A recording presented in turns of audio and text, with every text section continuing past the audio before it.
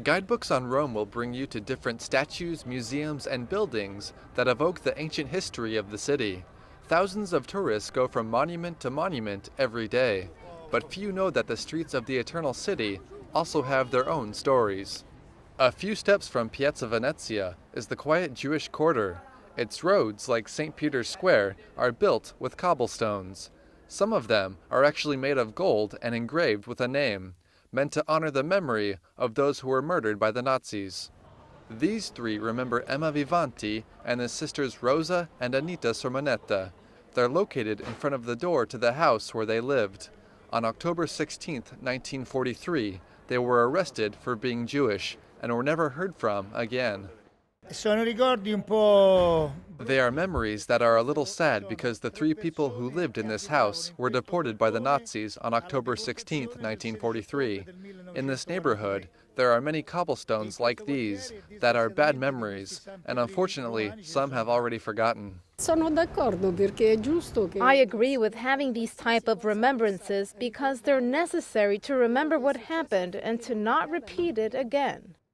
These golden cobblestones are meant as a reminder of the Nazi Holocaust that killed 6 million Jews, and in hopes that it will never happen again.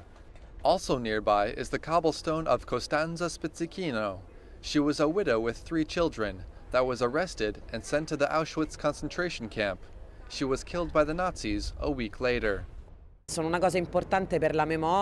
important to remember those who were deported to Auschwitz and the many people who suffered from human hatred. I support these kind of remembrances.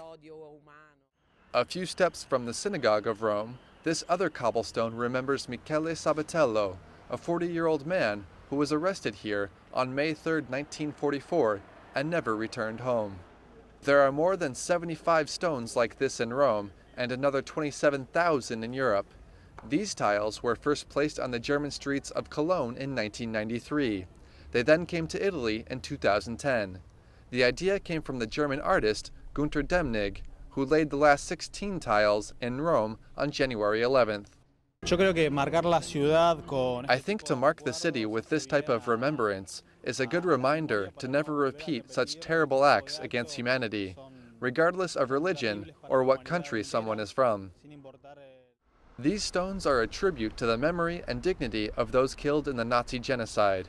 In the concentration camps, these people were only numbers, but they now have a name returned to them, laid out in the streets of Rome.